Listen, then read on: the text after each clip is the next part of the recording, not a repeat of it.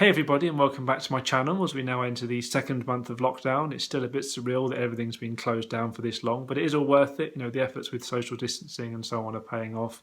We're gradually getting through this bit by bit. It's still going to take a while. It's still going to be a hard journey, but we are getting there. We are doing the right thing. So please do stick with it. Mum and I are still fine as per usual, as I hope you are.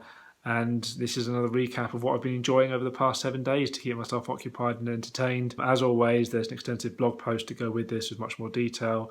There's also my lockdown resources page on my blog with loads of links to information and entertainment and things like that. And I've also created a whole bunch of playlists on this channel as well, with music and comedy and factual videos and various things that you can check through as well. So I'm adding things to those playlists all the time as I find things that I like. Here in this video, I'm going to summarise the last 7 days again and what I've been doing to keep myself distracted from what's going on out there in the world. And yeah, none of it is sponsored or gifted, all opinions are my own, and I hope you enjoy it. So I didn't make any blog posts this week apart from my favourites last week, but I did contribute to a post on the Companion Stairlifts website, which is about tips for keeping in touch, basically tips for keeping connected using apps like Zoom and other things like Netflix watch parties and things like that. It wasn't just me contributing, there are various other people who are asked to chip in as well. So go and check that out, I'll link to that in the description. And also in terms of tips and advice, I've also made a note in my blog about scams that are out there as well at the moment, because unfortunately there are a few unscrupulous people who are trying to get money or information out of you. So there are various ways that they can do this. For example, there might be messages that you're sent saying you're entitled to a certain type of payment or benefit and inviting you to click on a link to claim it. That'll be there to steal your information. You may receive a message saying you've been fined for something, like leaving a house without permission, and again asking for payments. That'll be after your information or your money. Some people are calling on the phone claiming to be from an organisation like Ofcom, saying that your broadband is going to be slowed down or switched off. Broadband companies would never actually do that. And you may also get messages claiming to be from someone you know asking for help, using a generic name like Emma or Sarah or something like that. So the chances are you'll know someone with that name who appears to be needing help. But if it's not coming from an email address or a number that you recognise, or even if it is, then just double check with that person to make sure they do actually need the help, because it's easy to spoof addresses and things like that. So just be careful in case anyone is asking for help, unless they've actually contacted you on the phone or something. If it is just a message, a sudden email out of nowhere, then just double check to be sure, just in case. It's a shame that we have to do stuff like that, but unfortunately there are criminals out there, scum out there, who are trying to take advantage of vulnerable people right now. But if you do get such a message, then please do report it to Action Fraud. I'll put a link to them in the description, or whichever organisation exists in your country to deal with that kind of thing, because it's important that these people are stopped as soon as possible. So now that's out of the way, let's move on to nicer things, more entertaining things. And the big TV event this week was the Big Night In on BBC One. This is where Comic Relief and Children in Need, who normally do telethons at different times of the year on their own to raise money, they came together for the first time ever to do a special kind of lockdown telethon, as it were. So it was a very kind of stripped back affair. There are a few presenters in the studio, all standing like 2 meters apart, and then a very skeleton crew to help them make the programme. And yeah, it worked very well, surprisingly. They had lots of celebrities coming on from their homes to do various bits and pieces. So David Tennant and Catherine Tate reunited following a sketch they did at Comic Relief many years ago, where David Tennant is the teacher to Lauren, Catherine Tate's character. And that was very good, with Lauren now trying to become famous on TikTok and trying to persuade her teacher to join in as well. It was good to see the two of them back together. And David Tennant is from Doctor Who, of course, so he and various other doctors, 10 in total, all got together to thank the real doctors, the real heroes of this current crisis. That was lovely to see. Christopher Eccleston wasn't among them, but he did do something else. He read a poem that was on the BBC News website, a lovely poem that was written by a guy whose partner is a critical care nurse, and it's a really lovely poem thanking the NHS for all their work. Dawn French reprised her role as Geraldine Granger from The Vicar of Dibley to give us an update on life in the parish, which was lovely. A lot of the cast of the original sitcom have died now, unfortunately. 4 members of the main cast have passed away, so they weren't all going to be featured anyway. So it was just Dawn on her own, but it was very good. There were some nice moments in there. Stephen Fry had a little conversation with Prince William, although Stephen Fry was playing Lord Melchip, his Blackadder character, or rather a descendant of Lord Melchip from the series Blackadder. So that was very good. That was a nice conversation between the two of them, and that led us into the Clap for Carers, which has been taking place every week. There was a section called Stand Up Staying In, where various stand-up comedians like Jason Manford, Rosie Jones, Ellie Taylor, Tim Vine, etc. all kind of gave their thoughts on what it's like for them during the lockdown at the moment and telling various jokes along the way as well. So that was fun. And there was also the return of Little Britain as well, with Matt Lucas and David Williams and others from the show getting into their characters once again in a obviously home environment now. So that was fun to see too. Even Tom Baker came back in to do his voiceover too. So it's nice to see them back together for a few new little sketches. And Matt Lucas also did a performance of his song Thank You Baked Potato, which has been a huge hit.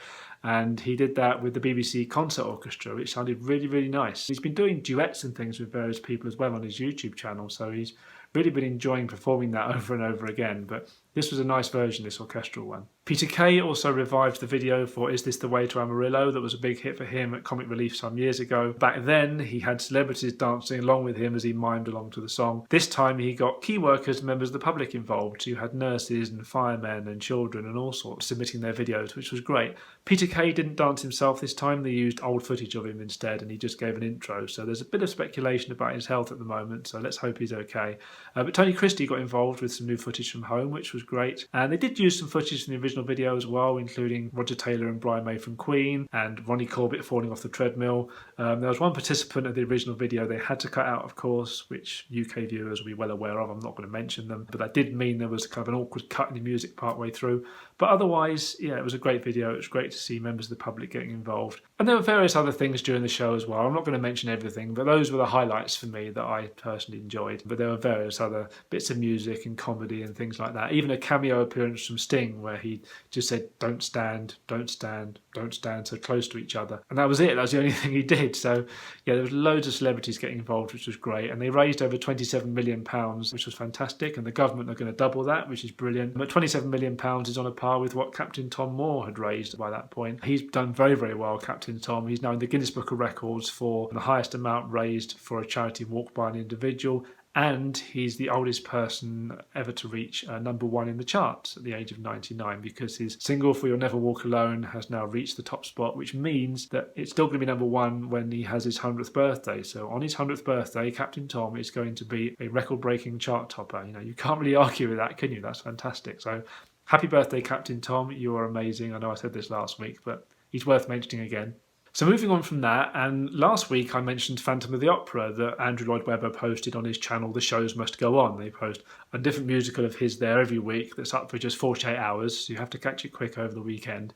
And then this week they posted the sequel to it, and I, among many other people, didn't know Phantom had a sequel, but there is. It's called Love Never Dies, and it's set 10 years after the original musical when the Phantom finds a way to lure Christine back, basically. I'm not going to give any spoilers away, but Phantom and Christine basically meet up again after the Phantom lures her in. It's not as good as Phantom, obviously. It's not as fabulous as that, but it still looks stunning. The sets, costumes, choreography, etc. are, again, brilliant, and the music is wonderful too. I particularly like The Beauty Underneath. I think that's a fantastic song. The guitar riff and the beat and everything, it's just really, really catchy. You really get into it. And the young boy who plays Gustav in the musical was great in that song and other parts of the musical as well. He's really good, that kid. And I also liked Beneath a Moonless Sky and Love Never Dies. They're both great songs as well. But the whole thing is really well done. So I'm glad I gave that a go as well. That's a really nice musical. If you've seen Phantom, then check that out as well. And also, if you look in my blog and in the description below, there's links to various other types of accessible theatre, because these musicals on Andrew Lloyd Webber's channel may be captioned now and again, but they're certainly not audio described. But you can find accessible productions if you look around. The National Theatre recently posted an audio described version of Twelfth Night. That is fantastic that they've done that. Vocalise, who provide audio description for theatres, publish a weekly newsletter called The Interval on their website at the moment, picking out accessible performances you can see online and other bits and pieces online that might be of interest to you, including things from museums as well. And then Official London Theatre have also started posting a weekly list as well, again highlighting audio described performances as well as captioned and British Sign Language performances as well that are available online. So that's really good too. Hopefully, as this continues during the lockdown, then places will become more aware of the need and the usefulness for accessibility to try and encourage more and more people to come and see their productions, which will then hopefully translate into better sales of tickets and things when their venues finally reopen again. And then on Netflix, I binge watched the entire new series, the second series of Afterlife, which is written by and stars Ricky Gervais as Tony, who is struggling to come to terms with the death of his wife, who he clearly loved very much, has a lot of great happiness and fun times with. It just feels so real. There's something we can all relate to in there. We can learn a lot from it. It really tugs at your emotions, and yet it's hilarious as well. It runs the whole gamut of emotions. It's a proper roller coaster. At its height, it's a very tragic and sad story, but there's a lot of comedy in there as well. It gets very rude in places. If you're not into very strong language, then it's probably not for you. But I thought it was brilliant. I thought it was really, really funny. A highlight for me, as for many other people, was Annette Crosby, who is known as Margaret from One Foot in the Grave. She was in there as a 100-year-old woman, and she's just hilarious. That scene she's in is just fantastic. But everyone in that show is good, to be honest. So yeah, it's kind of a comedy drama, a very dark comedy drama. You'll laugh a lot, but you'll also feel very sad. Particularly the last couple of episodes in this series are very, very moving, and the final moments of the last episode are particularly tense. It's just like real life. It's a whole mixture of things. So yeah, Afterlife is great. If you enjoyed the first series, then you'll enjoy this one even more. And if you've never seen it, then start from series 1 and see what you think. And then elsewhere, looking at other little bits and pieces, Audible have released a free podcast called Locked Together. And in each podcast, 2 comedians basically get together from their respective homes over, Zoom or whatever they're using to talk to each other and just have a chat about life in lockdown, basically. So the first episode featured Jason Manford and Sarah Millican, which I've listened to. That was very good. And then you've got Paul Whitehouse and Harry Enfield in another episode, and French and Saunders are also doing one together, and so on. There's 8 episodes altogether. So go and check that out if you want to hear some comedians just having a nice chat. It's actually quite good. It's very interesting and very funny too. And then Jason Manford has got his own channel on YouTube. He's very, very active on Facebook, as it is. That's where he does the majority of his chatter with his fans, with various posts and videos as well. Not just about comedy, but just general chatter. He's been a great supporter of mental health awareness as well. So he is very, very good. He's very knowledgeable, very clever. And yeah, he's now on YouTube. He's posted a quiz up there already and various other little comedy clips and things. And he has his own Absolute Radio show as well, where he talks to various people. So that's also worth a listen. There's a podcast for that too. So go and give him a follow on his various social media platforms on YouTube, Facebook, Twitter and Instagram if you like a bit of comedy. And then moving on to music, and the Rolling Stones released a surprise single this week called Living in a Ghost Town. This is a track that they recorded last year in London and LA, ready for a new album they were working on. But given the current situation, they thought they'd finish it off and release it now because it felt very appropriate. And it is a great song. It's got that classic Stones sound to it. They've still got the energy. They've obviously still got the writing and performing capability. So yeah, it just sounds great. If you like the Stones, it's well worth a look.